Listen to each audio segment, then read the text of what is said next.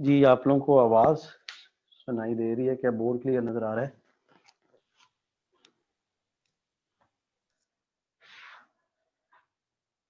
जी बताइएगा जरा मुझे। Yes sir.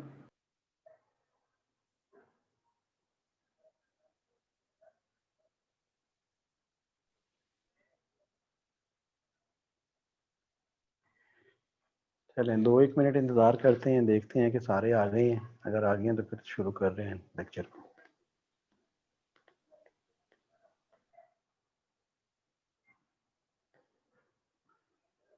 चलें जी, देखते हैं जी। न्यूक्लियर फिजिक्स लास्ट यूनिट आप लोगों का इस एमडी कैट के सिलेबस का, तो इसी को लेके चल रहे हैं हम लोग।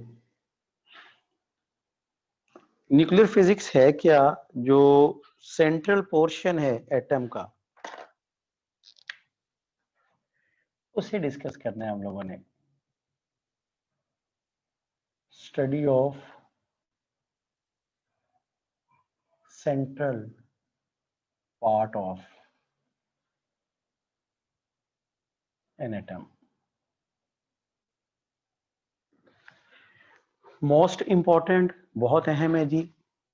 हम लोगों ने पढ़ा हुआ है कि आयोनाइजेशन, एक्साइटेशन वगैरह को डिस्कस किया। उसके बाद कहीं चल के आप न्यूक्लियस तक पहुंच रहे होते हो। रदरफोर्ड ने डिस्कवर किया, इसे एक्सीडेंटल डिस्कवरी थी न्यूक्लियस की।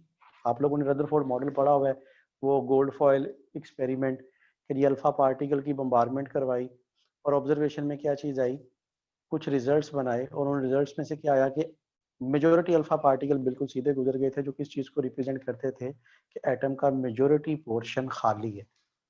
लेकिन चंद एक अल्फा पार्टिकल ऐसे थे जो मोर देन 150 डिग्री के एंगल पे डेविएट हो गए और वहां से उसने आइडेंटिफाई किया। अब डिस्कस तो एटॉमिक स्ट्रक्चर करना चाहता था लेकिन उसमें कामयाब तो ना हो सका, लेकिन एक्सीडेंटली क्या कर दिया, न्यूक्लियस को डिस्कवर कर दिया। और न्यूक्लियस की जब हम लोग बात करते हैं तो most stable portion of atom, बहुत ज्यादा स्टेबल होता है। इसके साइज की जब बात करते हैं हम लोग तो रेडियस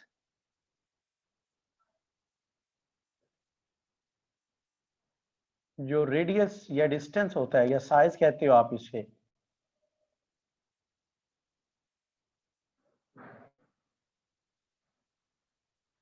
ये अप्रोक्सीमेट 10⁻⁻14 मीटर हुआ करता है।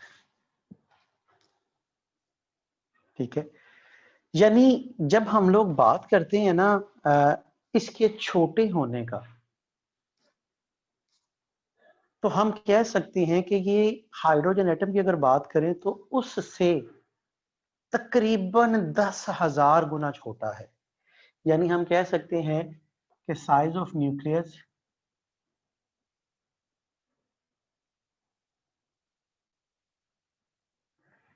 इक्वल्स टू 1/10⁴ टाइम्स ऑफ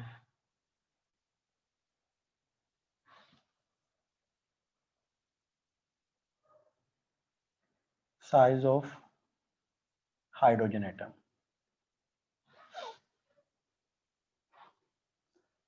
समझ आ गई बात की? अब ये इतना छोटा है।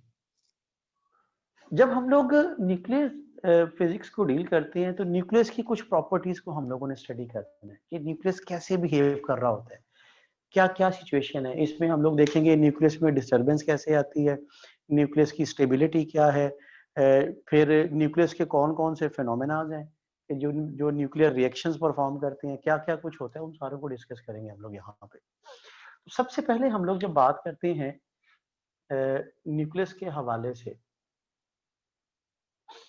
तो चूंकि मैथ्स हम लोग बहुत छोटे लेवल पे चल के बात कर रहे हैं, बहुत छोटा मतलब माइक्रो लेवल पे चल के, तो फिर वहां पे हमारे पास जो है वो आम जो इस्तेमाल होने वाले यूनिट है वो नहीं होते।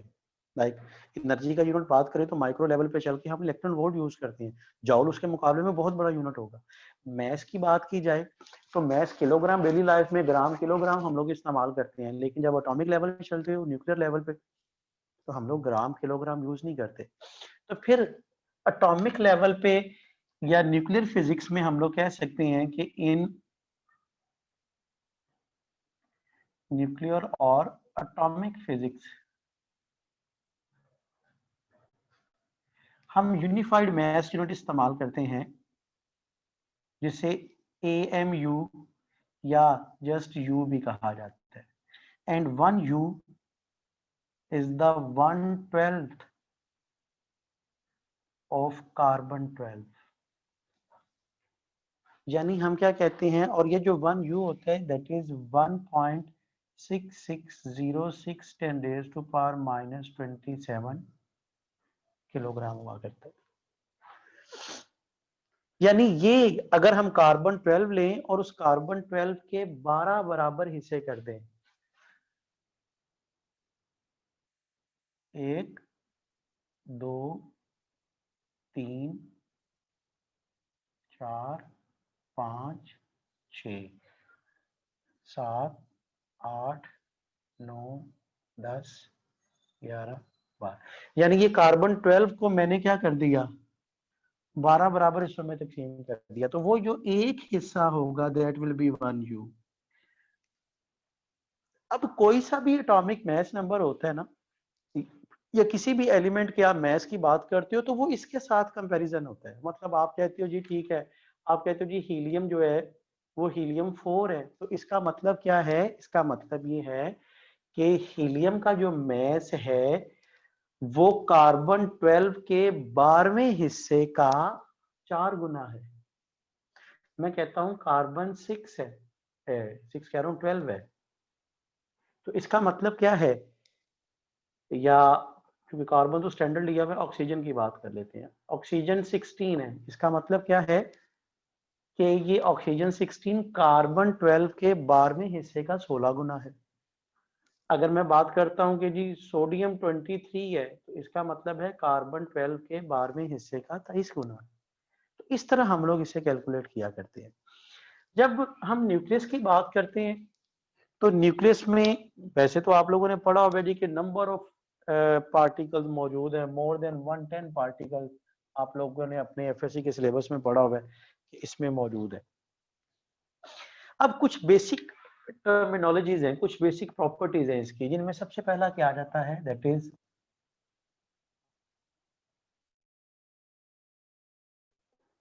चार्ज नंबर,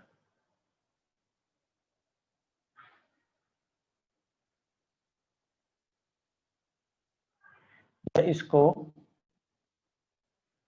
एटॉमिक नंबर भी कहते हैं।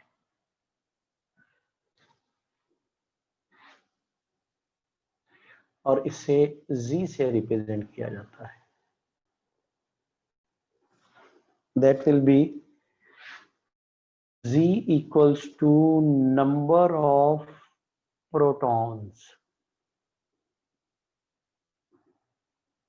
in a nucleus। किसी न्यूक्लियस में जो नंबर ऑफ प्रोटॉन्स हैं उनको हम लोग एटॉमिक नंबर या एटॉमिक नंबर या चार्ज नंबर कहते हैं। अच्छा, हम लोग फिर ये भी बात करते हैं कि भाई किसी भी एटम में जितने प्रोटॉन होते हैं उतने इलेक्ट्रॉन होते हैं। जी बिल्कुल, ये न्यूट्रल एटम के केस में ऐसा होता है। तो क्या फिर हम ये कह सकते हैं कि नंबर ऑफ प्रोटॉन और नंबर ऑफ इलेक्ट्रॉन बराबर है? तो मैं फिर ये भी कह सकता हूँ कि जी चार्ज नंबर जो होगा या एटॉमिक नंबर जो होगा वो नंबर ऑफ इलेक्ट्रॉन भी हो सकते हैं। नहीं, ऐसा नहीं होता। एटम अगर आयोनाइज हो जाए तो फिर नंबर ऑफ प्रोटॉन और इलेक्ट्रॉन बराबर नहीं होते। तो हमारे पास स्टैंडर्ड क्या है कि हमने हमेशा एटॉमिक नंबर के लिए नंबर ऑफ प्रोटॉन्स को ही लेके चलना है। सेकेंड चीज आ जाती है मास नंबर,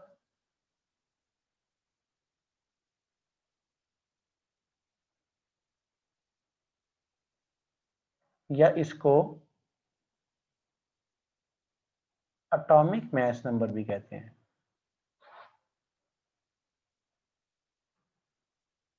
ए से represent, and that will be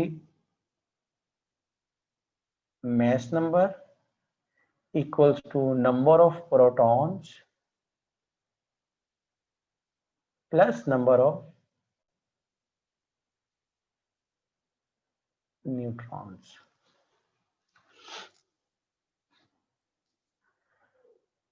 क्या चीज आ जाएगी? ए से रिप्रेजेंट करोगे, that is Z plus N, और अगर आप नंबर ऑफ न्यूट्रॉन्स निकालना चाहो तो एटॉमिक मास नंबर में से एटॉमिक नंबर को क्या कर दो, माइनस कर दो, तो नंबर ऑफ न्यूट्रॉन्स आ जाते हैं। ठीक है, अब इसी को बेस बना के आगे चले हम लोग, तो हमारे पास आ जाता है सबसे पहले आइसोटोप। आइसोटोप्स क्या होते हैं? डिफरेंट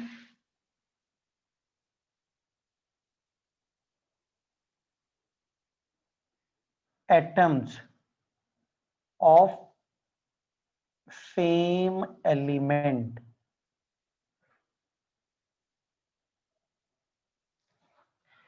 जी, क्या होगा? नंबर 1,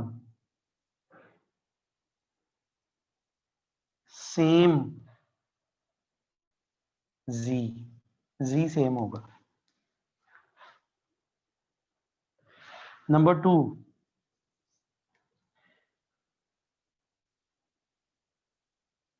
सेम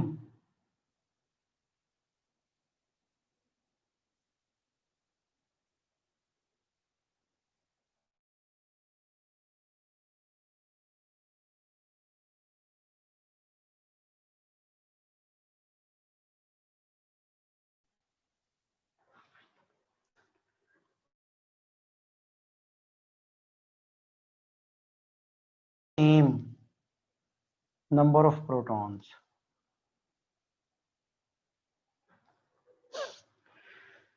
फिर इसे मैं क्या कह सकता हूं? नंबर 1, डिफरेंट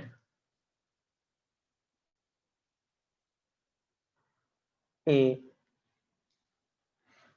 डिफरेंट होता है, यानी एटॉमिक मास नंबर डिफरेंट होता है। नंबर 2, डिफरेंट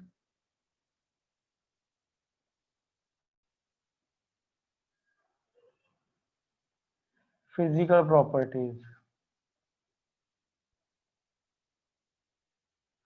एंड नंबर 3,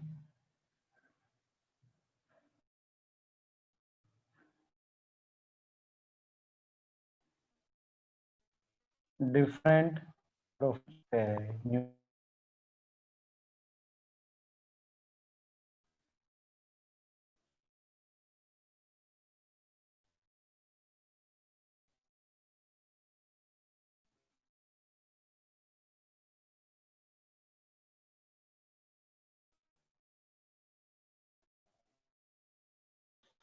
ये एग्जांपल।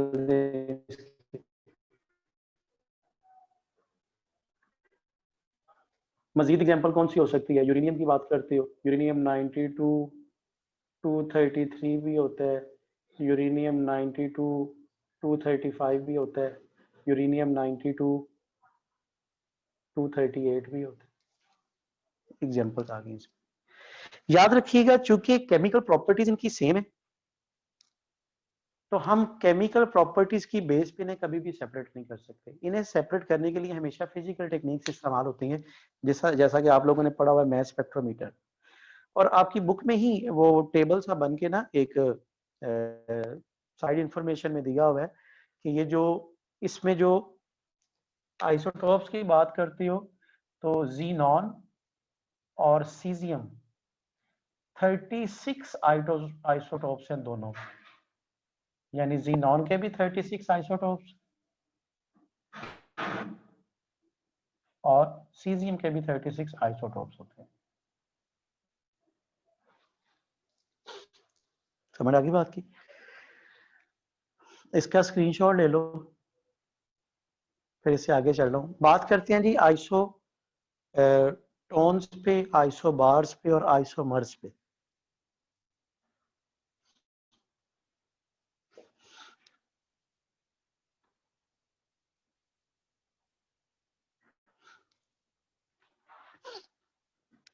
जी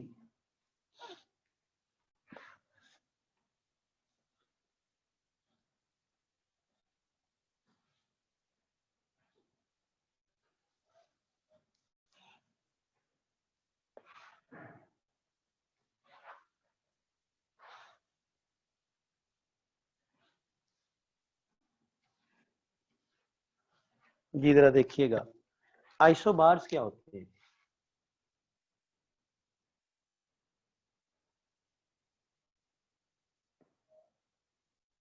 आइसोबार्स में क्या होता है? Same atomic mass number, atomic mass number हमेशा सेम होता है, ठीक है। एटॉमिक मास नंबर क्या होगा? हमेशा सेम होगा। अब इसकी एग्जांपल में क्या चीज आ जाती है? हाँ, सेम एटॉमिक मास नंबर होगा, डिफरेंट एटॉमिक नंबर होगा, एटॉमिक नंबर डिफरेंट होगा, ठीक है। समझ आ गई बात? अब जरा गौर से देखिएगा, इसकी एग्जांपल में बात की जाए, अगर मैं बात करूं 1 3, अब क्या सिचुएशन है? ट्रीटियम हीलियम का आइसोटोप 2 3, मास नंबर सेम है, इसमें डिफरेंट नंबर ऑफ न्यूट्रॉन्स भी आएंगे, different number of neutrons, different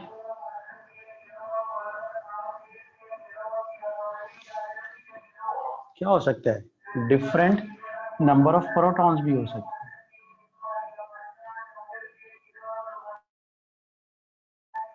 समझ आ गई बात की? इसी तरह कार्बन 6 12 और कार्बन नहीं, और एग्जांपल अगर इसकी लेके चलें हम लोग जिसका एटॉमिक मास नंबर सेम हो, हाँ, नाइट्रोजन 7 14 और कार्बन 6 14, ये भी क्या है हमारे पास? आइसोबार्स है। उसके बाद आ जाता है आइसोटोन्स। अब आइसोटोन्स क्या होता है? Same number of neutrons, number of neutron same होंगे, डिफरेंट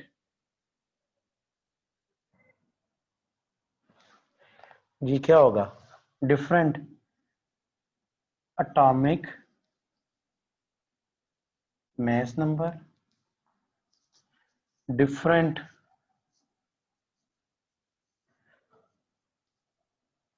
एटॉमिक नंबर, यानी ए भी डिफरेंट होगा, जी भी डिफरेंट होगा,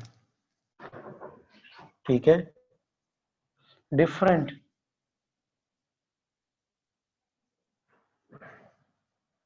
नंबर ऑफ प्रोटॉन्स, ठीक है। और यहाँ पे मजीद एक चीज क्या आ जाएगी? यहाँ पे एक चीज ये भी आएगी, different both physical and chemical properties,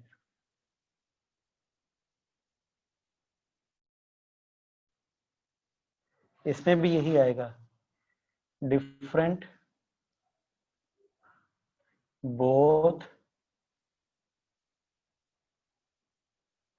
physical and chemical properties. इसकी एग्जांपल की अगर बात की जाए तो इसकी एग्जांपल में जरा देखिएगा, इसकी एग्जांपल में क्या क्या चीजें आएंगी? जी, इसकी एग्जांपल में क्या क्या आएगा? Carbon 6 12, oxygen carbon 6 14, oxygen 8 16। इसमें नंबर ऑफ न्यूट्रॉन्स कितने आएंगे?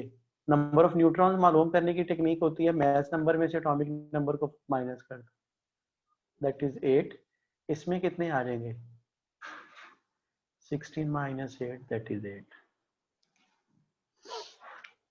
ठीक है, इसी तरह अगर मैं बात करूं ट्रीटियम पे और बात करूं हीलियम पे, तो इसमें number of neutrons 3 minus 1 equals to 2, तो इसमें number of neutrons 4 minus 2 equals to 2 same होते हैं। जी क्लियर हो गया, समझ आ गई इस चीज की? सर 10 की पावर -14 इसका डायमीटर है या रेडियस? साइज हम लोग बोलते हैं आमतौर पे इसका रेडियस ही कहा जाता है, उसी ऑर्डर में आएगा।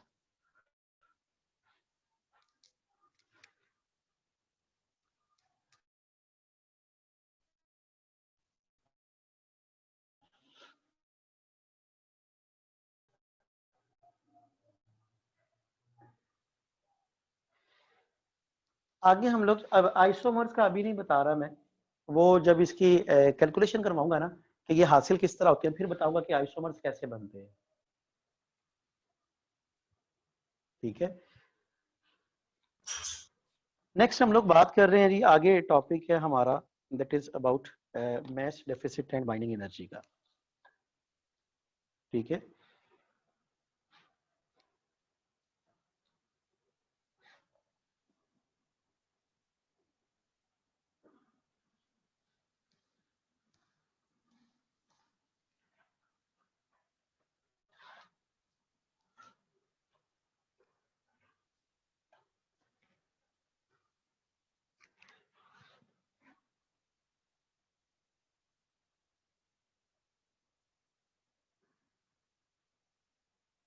And binding energy.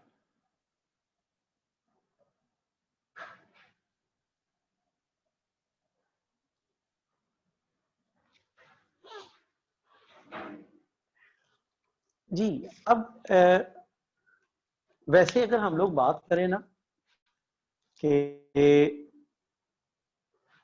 आप बाजार जाते हो, फॉर एग्जांपल मैं कहता हूँ जी ये 2 मार्कर है मेरे पास, हर एक का 50 ग्राम है, 50 ग्राम है, तो जमा करोगे तो कितना हो जाएगा 100 ग्राम।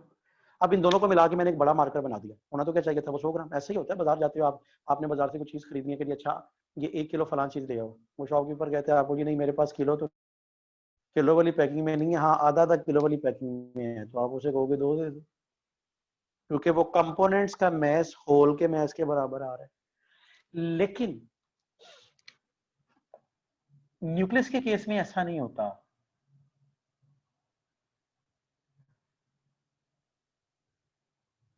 इन केस ऑफ न्यूक्लियस ऐसा नहीं होता।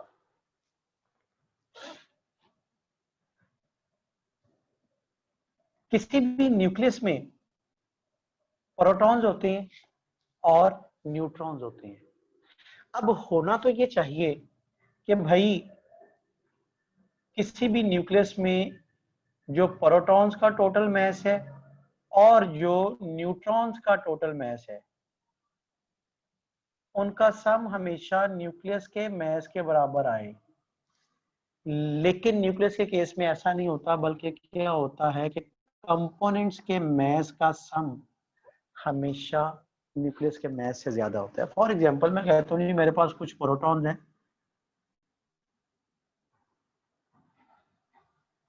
प्रोटॉन्स हैं और कुछ न्यूट्रॉन्स हैं। मैं क्या करना चाहता हूं, इन्हें, ये अलग अलग है, मैं इन्हें इकट्ठा करना चाहता हूं, मतलब न्यूक्लियस में चेंज करना चाहता हूं, एक ही डिब्बे में बंद कर देना चाहता हूं।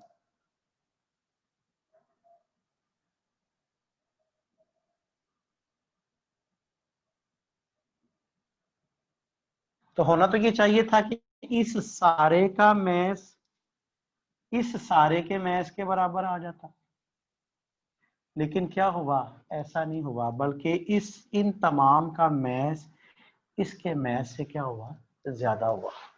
इसका मतलब है ड्यूरिंग फॉर्मेशन ऑफ न्यूक्लियस कुछ मैस मिस हो गया।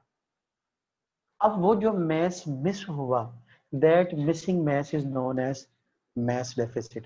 इसका मतलब है अगर इस इक्वेशन को मैं बैलेंस करना चाहूंगा, मतलब इक्वेलिटी का साइन लाना चाहूं अगर मैं,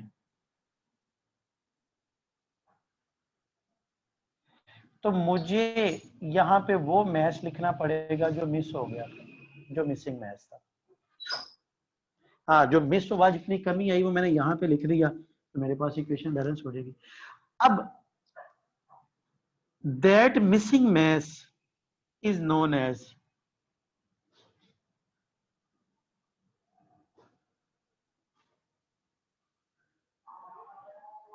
दिस इज कॉल्ड मैच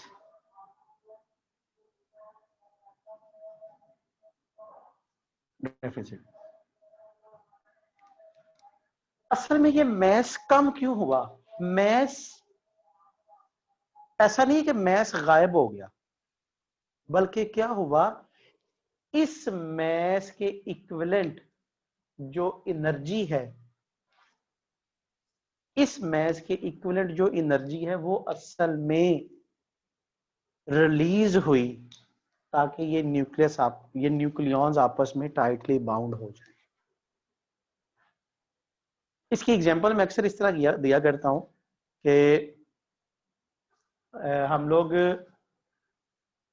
मैं अक्सर इस तरह इसकी एग्जांपल लेक्चर के दौरान भी आप लोगों को दी थी कि अगर किसी रूम में आपने स्टीम फिल की हुई है, वेपर फॉर्म ऑफ वाटर है ना, वेपराइज फॉर्म ऑफ वाटर, अब वहां पे क्या ज्यादा होगा, आपने क्या किया, उस रूम में से हीट को निकालना शुरू कर दिया, मतलब एनर्जी निकालना शुरू कर दी। जब एनर्जी निकालना शुरू करोगे तो वो क्या होना शुरू हो जाएंगे, वो करीब करीब आना शुरू हो जाएंगे मॉलिक्यूल्स, लिक्विड फॉर्म में आ गए। मजीद एनर्जी निकालते गए वो सॉलिड में चेंज होते गए, आइस बन गई।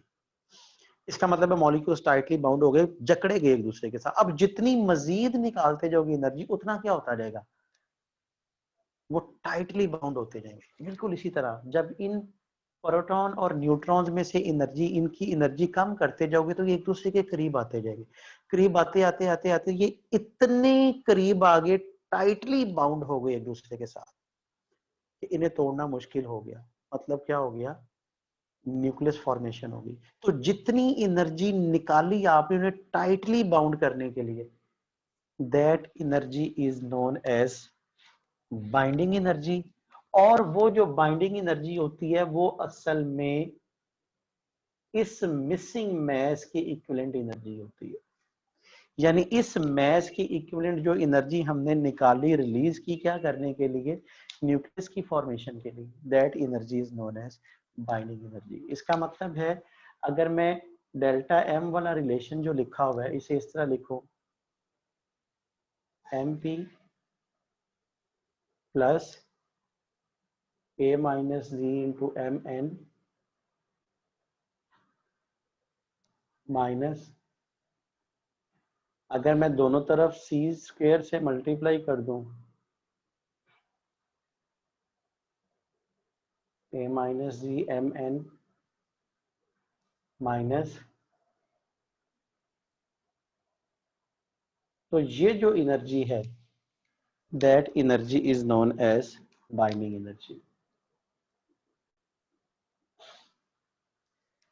इसी एनर्जी को क्या बोलते हैं हम लोग, बाइंडिंग एनर्जी। अब इसका मतलब क्या होगा, ये वो एनर्जी है जिसकी वजह से, अभी उसी एग्जांपल पे चलूं, वो एनर्जी जो आपने उस रूम में से निकाली उस स्टीम को आइस में चेंज करने के लिए, बर्फ में चेंज करने के लिए, अगर उतनी ही एनर्जी आप दोबारा से उस बर्फ को दे दो, वो दोबारा स्टीम में चेंज हो जाएगी। इसका मतलब है जितनी एनर्जी आपने निकाली क्या करने के लिए, जितनी एनर्जी आपने निकाली क्या करने के लिए, इन प्रोटॉन और न्यूट्रॉन्स को इकट्ठा करके न्यूक्लियस बनाने के लिए, अगर आप इतनी ही एनर्जी दे दोगे किसको, दोबारा से न्यूक्लियस को, तो प्रोटॉन और न्यूट्रॉन क्या हो जाएंगे, अलग अलग हो जाएंगे, टूट जाएंगे। यानी मैं अगर बात करता हूं, फर्ज किया मेरे पास ये था, न्यूक्लियस बन गया, इसमें प्रोटॉन है,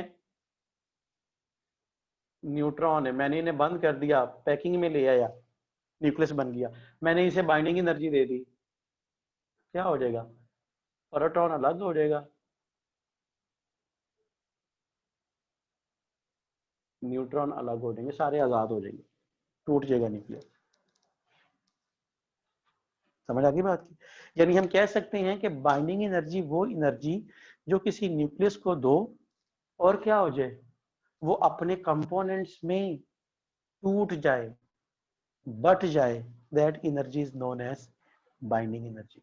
याद रखिएगा, जब हम लोग बात करते हैं ना बाइंडिंग एनर्जी, एक टर्म इस्तेमाल होती है बाइंडिंग एनर्जी पर न्यूक्लियन।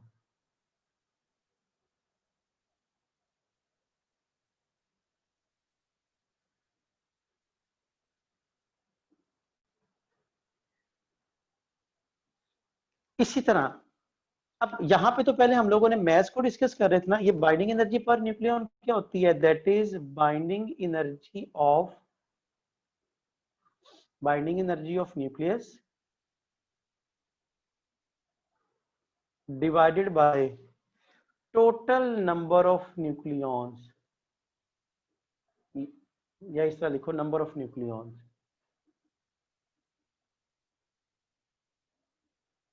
और याद रखिएगा जो नंबर ऑफ न्यूक्लियॉन्स होते हैं ना, नंबर ऑफ न्यूक्लियॉन्स ये असल में एटॉमिक मास नंबर ही होता है।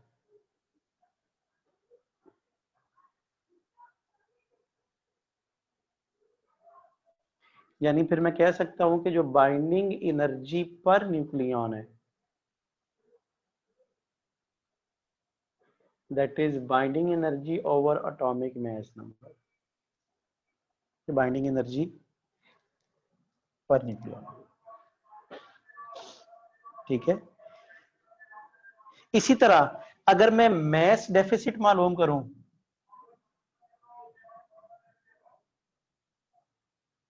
मास डिफेक्ट पर न्यूक्लियॉन,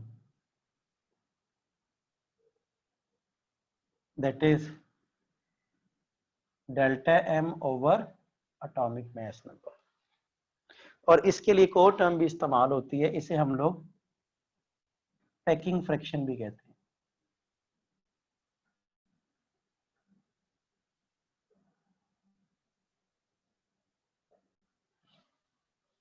क्या बोलते हैं इसको, पैकिंग फ्रैक्शन। ठीक है जी, इसका स्क्रीनशॉट ले लो जी, जरा आगे चल रहे हैं फिर।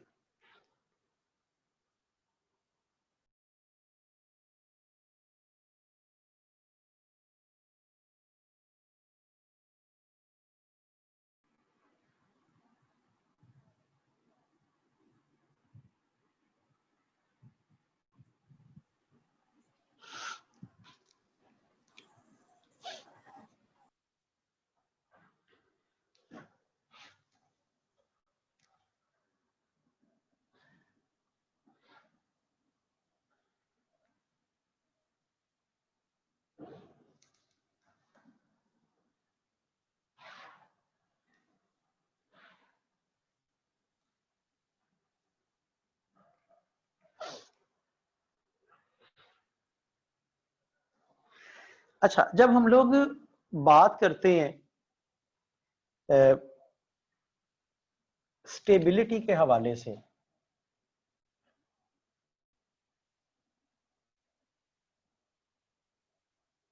स्टेबिलिटी, या आप कह सकते हो, पहले बात कर लेते हैं बाइंडिंग एनर्जी ग्राफ पे।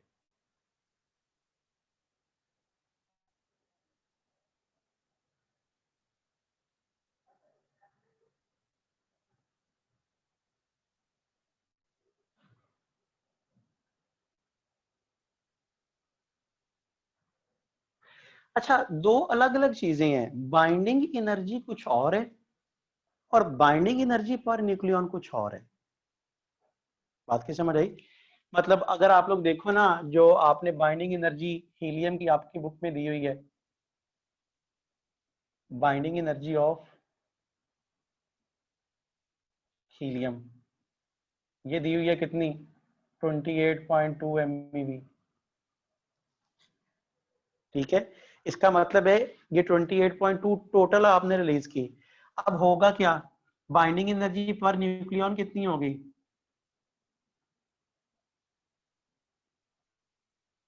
जो आपकी बुक में दी हुई है 28.2 को 4 पे डिवाइड कर दो क्योंकि नंबर ऑफ न्यूक्लियन 4 है, दैट इज 7.05 MeV। याद रखिएगा किसी भी न्यूक्लियस की स्टेबिलिटी बाइंडिंग एनर्जी पे डिपेंड नहीं करती बल्कि बाइंडिंग एनर्जी पर न्यूक्लियन पे डिपेंड करती है। अब जरा देखिएगा, स्टेबिलिटी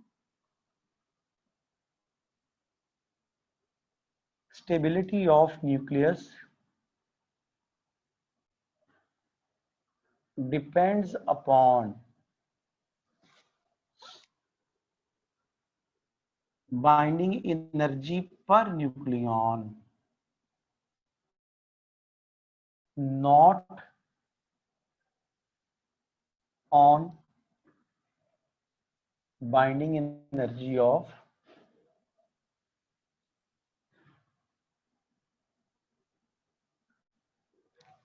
एग्जाम्पल के तौर पे देखें ना, अगर मैं बात करूं फॉर एग्जाम्पल,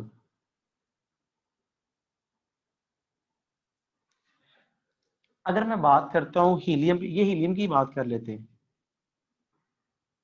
हीलियम 24, इसकी बाइंडिंग एनर्जी है तकरीबन कितनी 28.2 MeV,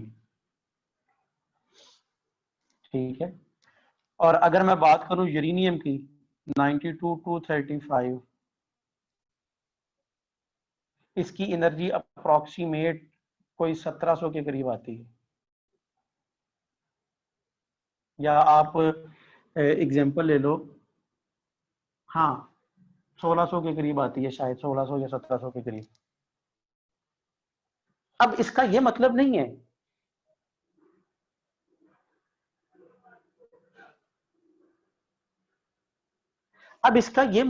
कि भाई इसकी तो बाइंडिंग एनर्जी कम है, इसकी बाइंडिंग एनर्जी ज्यादा है तो ये ज्यादा स्टेबल है। हालांकि आप लोगों ने पढ़ा हुआ यूरेनियम अनस्टेबल है। तो इसकी बाइंडिंग एनर्जी पर न्यूक्लियन क्या होती है, या अगर आप आयरन की बात कर लो, यहाँ पे ज्यादा बेहतर है, आयरन ले लो 56 होता है, ये तकरीबन 492 के करीब करीब होती है। तो आपको हो जी कि इसकी बाइंडिंग एनर्जी पर न्यूक्लियन, इसकी बाइंडिंग एनर्जी तो 492 है, जबकि इसकी बाइंडिंग एनर्जी 1600 है, तकरीबन 1600-1700 के करीब होती है। तो भाई इसकी बाइंडिंग एनर्जी ज्यादा, तो ये ज्यादा स्टेबल है? नहीं, ऐसा नहीं है भाई। इसमें ये भी तो देखो, इसमें सिर्फ 56 न्यूक्लियन के लिए इतनी थी और इसमें 235 न्यूक्लियन के लिए इतनी। तो बाइंडिंग एनर्जी पर न्यूक्लियन ज्यादा इंपॉर्टेंट होती है। जिसकी बाइंडिंग एनर्जी पर न्यूक्लियन ज्यादा होगी वो उतना ज्यादा स्टेबल होगा, यानी कह सकता हूं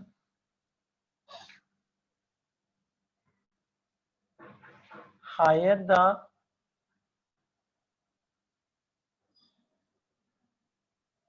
value of binding energy per nucleon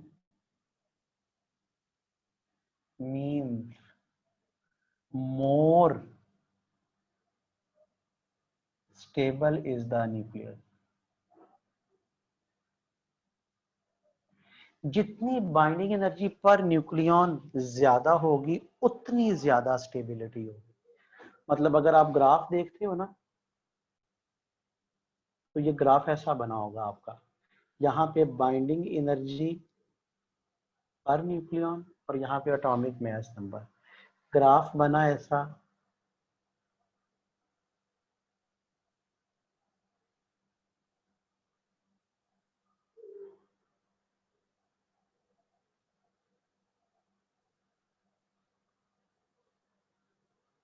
ऐसे होगी, ठीक है, जो आपकी बुक में कर्व बनी हुई है। अब देखो स्टार्टिंग में क्या है, लाइट एलिमेंट है, बाइंडिंग एनर्जी पर न्यूक्लियन भी कम है। Middle of the periodic table पहुंचे लाइक दिस, यहाँ पे आयरन होगा 56, बाइंडिंग एनर्जी पर न्यूक्लियन सबसे ज्यादा है। और जैसे जैसे end of the periodic table गए, ग्राफ फिर नीचे की तरफ आना शुरू हो गया, that is binding energy per nucleon कम। इसका मतलब मैं कह सकता हूं कि पूरे पीरियोडिक टेबल में कंपैरेटिवली जो middle of the periodic table के एलिमेंट है वो सारे के सारे ज्यादा स्टेबल है, उनकी स्टेबिलिटी बाकियों की निस्बत ज्यादा है।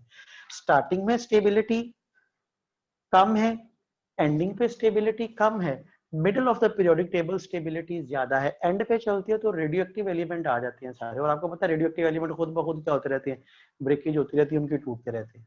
और अगर आप इस ग्राफ में देखो तो जो पीक है तो सबसे ज्यादा क्या है, iron 56, that is binding energy per nucleon, यानी आप कह सकते हो binding energy per nucleon of Fe56 8.8 MeV per nucleon energy सबसे ज्यादा। इसका मतलब हम कह सकते हैं कि binding energy per nucleon iron की सबसे ज्यादा है, लिहाजा iron is the most stable element in the periodic table, यानी इसके न्यूक्लियस को तोड़ना सबसे मुश्किल हो। जिनकी बाइंडिंग एनर्जी पर न्यूक्लियन कम होती है उनके न्यूक्लियस को तोड़ना आसान होता है। अब देखो ना, इसकी बाइंडिंग एनर्जी पर न्यूक्लियन कम है, टूट जाएगा। खुद ये इतनी कम होती है हैवी एलिमेंट में, फॉर एग्जांपल यहाँ पे कहीं चल के यूरेनियम आ गया है, यूरेनियम 235 है, 92, और आपको पता है ये तो रेडियो एक्टिव है, और जो रेडियो एक्टिव होते हैं वो तो खुद ब खुद टूटते रहते हैं। लेकिन हम लोगों ने ये भी पढ़ा हुआ है कि भाई स्टेबिलिटी, इसका मतलब है ये भी लेस स्टेबल,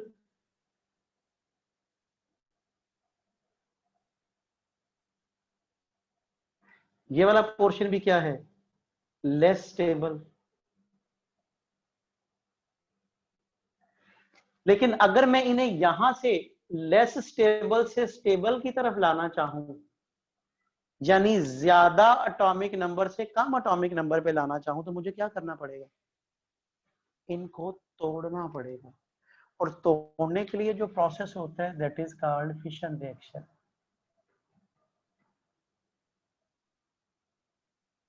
इसका मतलब है अगर रेडियो एक्टिव एलिमेंट कम बाइंडिंग एनर्जी से ज्यादा बाइंडिंग एनर्जी की तरफ आ रहे होंगे तो फिशन होता है।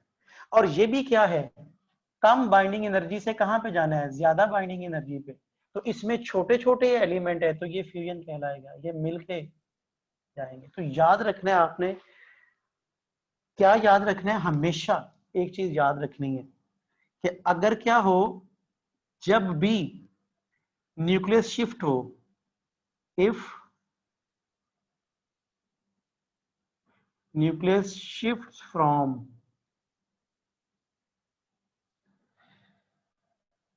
Less binding energy to less binding energy per nucleon to high binding energy per nucleon, तो क्या होगा, एनर्जी मस्ट बी रिलीज्ड। हमेशा एनर्जी निकालनी पड़ती है, रिलीज करवानी पड़ती है। बहुत अहम है कि जब भी कहां से कहां पे शिफ्ट होगे, less binding energy per nucleon से मोर बाइंडिंग एनर्जी पर न्यूक्लियन पे जाओगे तो आपको क्या करना पड़ेगा, एनर्जी रिलीज करवानी पड़ेगी। क्या करवानी पड़ेगी, एनर्जी रिलीज करवानी पड़ेगी। Is it clear? और अगर क्या हो, टूट के, जरा गौर कीजिएगा, अगर टूट के लेस बाइंडिंग एनर्जी से मोर बाइंडिंग एनर्जी पे जाएगा तो क्या होगा, फिशन। और अगर इकट्ठे होके लेस बाइंडिंग एनर्जी से मोर बाइंडिंग एनर्जी पे जाएगा तो फ्यूजन रिएक्शन होगा। Is it clear?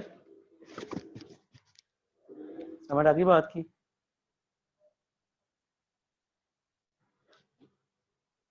जी, यहां तक अगर कोई मुश्किल है तो पूछ सकते हो आप लोग। सर ये जो आपने इफ वाले पॉइंट लिखे हैं इनको एक्सप्लेन कर दें प्लीज। कौन सा वाला पॉइंट? लास्ट पर if nucleus shift from less binding energy to. जी, मैंने क्या बताया कि अगर न्यूक्लियस शिफ्ट करे, कहां से कहां पे जाए, लेस बाइंडिंग एनर्जी से जा रहा हो किसमें, हाई बाइंडिंग एनर्जी में, तो हमेशा क्या करना पड़ेगा, एनर्जी रिलीज होगी, निकालनी पड़ती है। जब एनर्जी निकलेगी तो मजीद टाइटली बाउंड होते जाएंगे। जब टाइटली बाउंड होते जाएंगे तो इसका मतलब है स्टेबिलिटी क्या होती रहेगी, ज्यादा।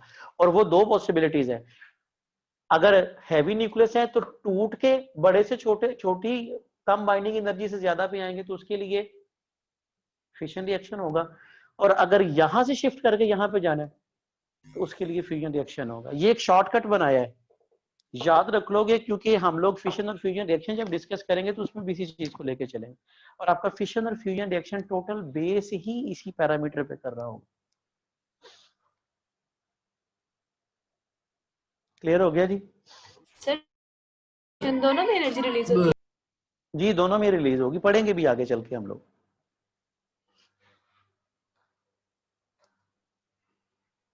यहां तक क्लियर है जी?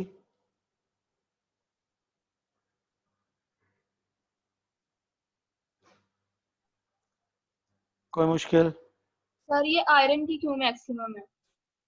नेचुरली ऐसा है, नेचुरल अकरिंग मटेरियल है ना, जो पीरियोडिक टेबल के एलिमेंट है ये तो कुदरत की तरफ से मौजूद है। तो सर स्टडी से ये चीज साबित हुई, स्टडी से ये चीज साबित हुई कि भाई इसे तोड़ना सबसे मुश्किल है।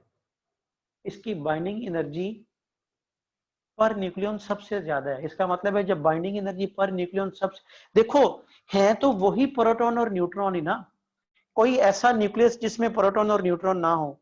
हाइड्रोजन है तो उसमें एक प्रोटॉन है, अगर हीलियम है तो उसमें भी प्रोटॉन न्यूट्रॉन है, ऑक्सीजन भी प्रोटॉन न्यूट्रॉन के साथ में। हाँ सिर्फ क्या हुआ, कंडीशन वेरी की, कुछ में से ज्यादा एनर्जी निकाली वो ऑक्सीजन बन गया, उससे भी ज्यादा निकाल ली तो वो मजीद स्टेबल हो गया। निकालते निकालते हमने देखा अगर बहुत ज्यादा 8.8 निकाल लें तो फिर आयरन बन जाता है, और इससे ज्यादा किसी में नहीं, यानी इससे ज्यादा अभी तक हम निकाल ही नहीं सके।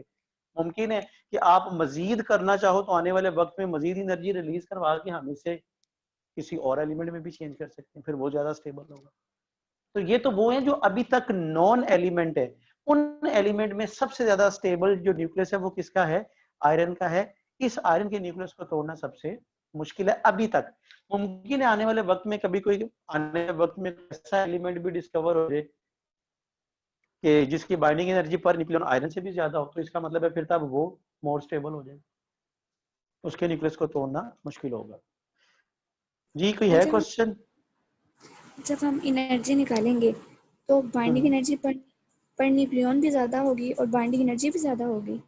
नहीं, देखो बाइंडिंग एनर्जी पर न्यूक्लियन पे डिपेंड करती है उस पे नंबर ऑफ न्यूक्लियॉन्स कितने हैं। समझ आई बात की? बाइंडिंग एनर्जी होती है कि आपने कितने न्यूक्लियॉन्स में से एनर्जी निकाल के न्यूक्लियस बनाना है। टोटल जो एनर्जी निकलती है ना वो न्यूक्लियस बनाने के लिए जो इस्तेमाल होती है उसे बाइंडिंग। हाँ ये एक एवरेज वैल्यू होती है। फॉर एग्जांपल मैं कहता हूँ जी मेरे पास 25 न्यूक्लियॉन थे, उसमें से मैंने 100 MeV एनर्जी निकाल ली, तो इसका मतलब है पर न्यूक्लियन मैंने कितनी निकाली अप्रोक्सीमेट, तो 100 को 25 पे डिवाइड करूंगा, मैं कहूंगा जी कि अप्रोक्सीमेट 4 MeV मैंने हर न्यूक्लियन में से निकाली। तो टोटल एनर्जी जो निकालने के लिए इस्तेमाल होती है वो ज्यादा अहम चीज नहीं है। अहम चीज है कि एक न्यूक्लियन कितनी रिलीज करेगा।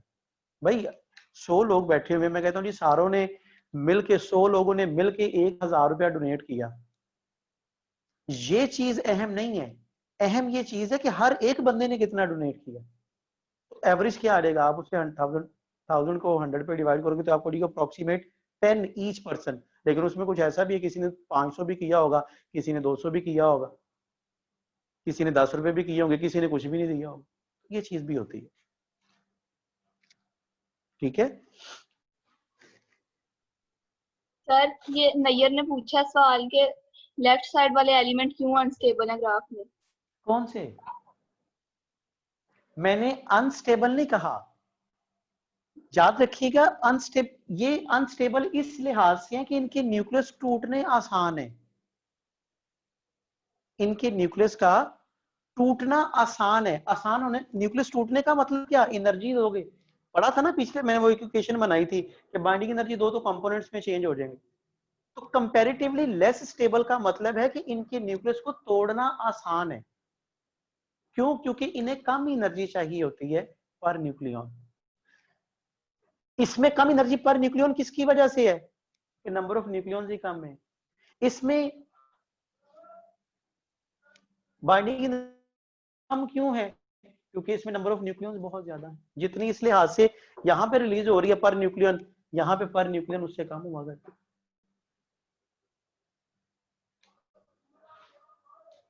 ठीक है जी। चलें, आज के लिए यहाँ तक काम था जी। 2 टॉपिक किए आज हम लोगों ने। कल कोशिश करूंगा कि कल जो आपकी क्लास वो ठीक उसी तरह 11 बजे क्लास लूंगा। कल कोशिश करूंगा कि ये टॉपिक आपको करवा दूं, फिर आगे वाले दिनों में हम लोग जो है वो आपके पेपर भी 2 डिस्कस होने वाले हैं, उन पेपर्स को भी डिस्कस करना है हम लोगों ने। ठीक है, तो कल आपकी क्लास 11 बजे होगी। मैं वो मुजम्मिल साहब को कह दूंगा कि वो आपका मैसेज भी कर छोड़ेंगे। तो कल कोशिश करेंगे कि मैं आपको ना इसका मैक्सिमम पोर्शन करवा दूं, ताकि हम इसको वाइंड अप करने की तरफ चले, फिर हमारे टेस्ट की डिस्कशन ही रह जाएगी सिर्फ। ठीक है जी, इसे पढ़िएगा, लाजमी तौर पे एमसीक्यू सॉल्व कीजिएगा, कल बात करेंगे इंशाल्लाह। ओके जी, हाफिज़।